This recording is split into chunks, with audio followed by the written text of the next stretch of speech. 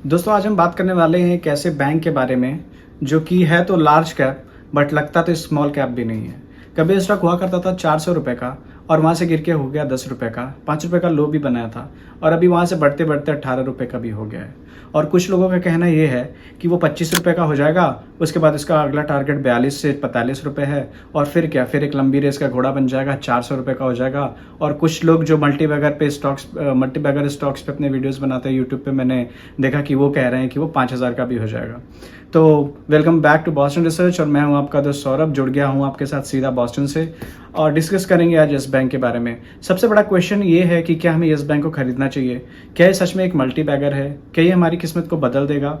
और क्या ये स्टॉक अभी सही वैल्यूएशंस पे है और इसमें निवेश किया जा सकता है या नहीं, या इसको सीधा अवॉइड किया जा सकता है? ये सब मैं क्वेश्चंस के आंसर दूंगा और ये बात आप पे छोड़ दूंगा कि आपको क्या करना है, आपको इसमें पैसे लगाने हैं या नहीं, आपको इसमें इससे दूरी बना के रखनी चाहिए या क्या करना चाहिए। क्योंकि मैं एक सेबी रजिस्टर्ड फाइनेंशियल एडवाइजर नहीं हूँ, तो मैं आपको सिर्फ ये वीडियो इंटरटेनमेंट और एजुकेशनल पर्पजेज और केस स्टडी के तौर पे ही दे सकता हूँ। सारा डिसीजन आपका होगा कि आपको इसमें पैसे लगाने हैं या नहीं। तो चलिए बात करते हैं येस बैंक की। येस बैंक एक ऐसा बैंक है जिसका कोई प्रमोटर ही नहीं है। इसका प्रमोटर आरबीआई ने बहुत सारे बैंकों को बना दिया है। और सोचने की बात येस बैंक के लिए सबसे बड़ी ये है कि हाँ, इसमें सिर्फ रिटेल इन्वेस्टर्स फंसे हुए हैं, इसमें बहुत सारे इंडिया के बैंक्स भी फंसे हुए हैं और वो दिग्गज बैंक हैं जैसे कि SBI, HDFC, ICICI, federal bank, IDFC bank और कौन से बैंक ऐसे नहीं, एक्सिस बैंक। सारे बैंक जब ये बैंक डूब रहा था तो उसको बचाने आए थे आरबीआई के कहने पे। और इन सारे बैंक्स के पास भी येस बैंक के बहुत सारे शेयर्स हैं। दरअसल में इस समय यही उनके प्रमोटर्स हैं और उस समय में इन लोगों ने इसमें इन्वेस्ट किया था, ये सारे बैंक्स ने, लगभग 10 रुपए के प्राइस पे। और अभी हाल ही में मार्च में 2023 में ही ये जो लॉक इन पीरियड था ये भी खत्म हो चुका है। यानी कि आप किसी भी शेयर को पकड़िए, आप नंबर ऑफ शेयर्स लीजिए और आज का जो करंट मार्केट प्राइस है उससे मल्टीप्लाई कर दीजिए तो आपको मार्केट कैप मिलता है, जो कि येस बैंक का लगभग 53,500 करोड़ है। तो अब आप समझ लीजिए कि जितने स्टॉक्स यानी जितने नंबर ऑफ शेयर्स ये सारे बैंकों ने लेके पैसा लगा के खरीदे हैं, ये इन लोगों ने पिकनिक मनाने के लिए तो खरीदे नहीं होंगे ऑफ कोर्स।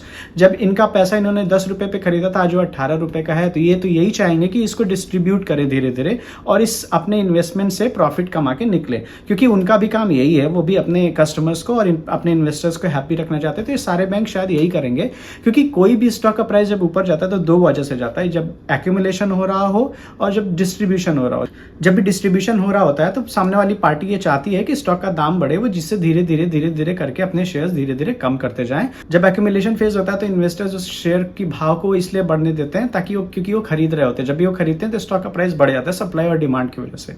पर जब डिस्ट्रीब्यूशन हो रहा होता है तो वो जो इन्वेस्टर है, जो पहले से उसमें इन्वेस्टेड है, वो ये चाहता ही है कि उस स्टॉक का प्राइस ऊपर जाए, जिससे वो धीरे धीरे अपने शेयर्स को बेचे मार्केट में और वहां से धीरे धीरे निकले, जिससे कि उसे ऊपर का प्राइस मिले और धीरे धीरे वो अच्छे भाव में अपने स्टॉक्स को, जिसने पहले इन्वेस्ट किए थे, उसको अच्छे भाव पे बेच के निकल पाए।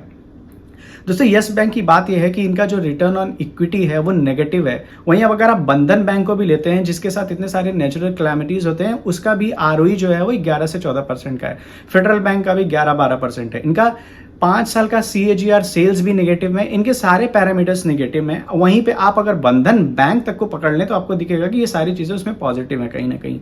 स्टॉक का जो पी अभी ट्रेड हो रहा है येस बैंक का वो है 65। वहीं पे अगर आप फेडरल बैंक लेंगे तो शायद आपको 10 के पी पे मिल जाएगा और जो बुक वैल्यू पे येस बैंक अभी ट्रेड हो रहा है वो है 1.24। वहीं पे फेडरल बैंक शायद 1.1 पे ट्रेड हो रहा है। अगर आप किसी स्टॉक में इन्वेस्ट करना चाहते हैं तो मैं आपसे कहना ये चाहता हूं कि आप एक कॉपी पेन लें और उस शेयर का अभी मार्केट कैप देखें और ये पूछे अपने आप से कि why do I want to buy this stock at this market cap and at this P ratio and this PB ratio and at these parameters, what is my intention, what do I want to do with my investing?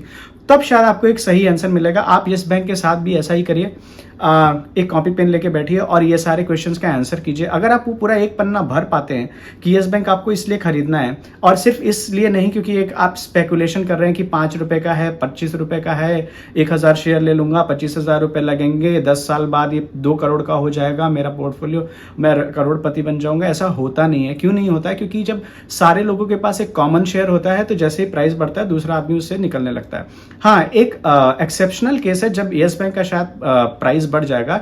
यदि कल को कोई बड़ी company आ जाए, जैसे JP Morgan chase आ जाए या HDFC bank इसको खरीद ले या पूरा हिस्सा ले ले और एक उसका उपक्रम बन जाए, यानी किसी बड़ी कंपनी का एक उपक्रम बन जाए, तो शायद ये बढ़ सकता है, जिसके चांसेस बहुत कम है। क्यों अपना कोई हाथ जलाना चाहेगा? आप खुद सोचिए ना कि अगर आपके मोहल्ले में कोई एक ऐसा दुकानदार है जिसको हमेशा घाटा ही होता है और आपके पास 10 लाख रुपए पड़े हैं, तो क्या आप जाके उसकी दुकान खरीद लेते हैं? नहीं, आप बोलते कि भाई मेरा जो काम है मैं वही करता रहूंगा, मुझे उसमें शायद ज़्यादा प्रॉफिट हो जाएगा उस जगह की मैं उस जाके डूबते हुए आदमी को पैसा देके उसकी दुकान खरीद के उसको चलाने लगूँ। ऐसा बहुत कम होता है, ऐसे बहुत कम केसेस में होता है। ऐसा हुआ है, रुचि सोया के साथ हुआ था। जब इसको पतंजलि ने खरीद लिया तो 1-1.5 रुपए का रुचि सोया, फिर आपको पता ही है कहानी क्या हुई थी। बट ऐसे चांसेस बहुत कम होते हैं। एक बात और है, मैं आपको डिमोटिवेट नहीं कर रहा हूं, बट आप ये सोचिए, जब भी आप शेयर खरीदना चाहें, आपके मन में आए कि आपको यस बैंक के शेयर खरीदने चाहिए, तो आप अपने आप से पूछिए कि क्या आप यस बैंक में एक सेविंग अकाउंट खोलना चाहेंगे? क्या आप इसमें एक आरडी करना चाहेंगे? क्या आप इसमें एक एफडी करना चाहेंगे? क्या आप इसके क्रेडिट कार्ड लेना चाहेंगे? क्रेडिट कार्ड इसलिए क्योंकि सारी दुनिया 23 से 35% एपीआर पे देती है और ये शायद उससे महंगा देते हैं। इनका नेट इंटरेस्ट मार्जिन भी बहुत ही ज़्यादा है। इनका मतलब जो मार्जिन है, ये जितने पे पैसा, इनका जो कॉस्ट ऑफ बोरोइंग है वो लगभग 6.5% है, यानी 6.5% है। और जो लोन देना है ऊपर, तो आपको पता ही है कि हर बैंक अपना लोन बेचना चाहती है, अपना प्रोडक्ट कस्टमर को बेचना चाहती है। ऊपर में तो इनको हमेशा ही सेल्स करते समय एक कंपटीशन मिलेगा, तो इनको अगर अपने प्रोडक्ट बेचने हैं तो काफी कम मार्जिन में बेचने पड़ेंगे। मेरे कहने का मतलब ये है कि अगर एचडीएफसी बैंक बोलता है कि मैं 10.5% पे पर्सनल लोन दूंगा, तो शायद यस बैंक को अपना प्रोडक्ट बेचने के लिए, ज्यादा बेचने के लिए ये कहना पड़ेगा कि भाई मैं 9.5% पे देता हूं। तो जब आप 6.5% पे पैसा उठा ही रहे हो, तो आप 3% पे अगर काम करोगे, तो आप खुद ही समझो कि इसका बिजनेस मॉडल कितना अच्छा है और ये कितना सस्टेनेबल है और ये अपने लॉसेस से कब तक निकल पाएगा। और ये सारी चीज़ें सोचने के बाद अगर आप सेटिस्फाइड हैं तो आप यस बैंक को जरूर खरीदिए। कोई रिकमेंडेशन नहीं है, क्योंकि मैं ये वीडियो सिर्फ इंटरटेनमेंट पर्पसेस के लिए बना रहा हूँ।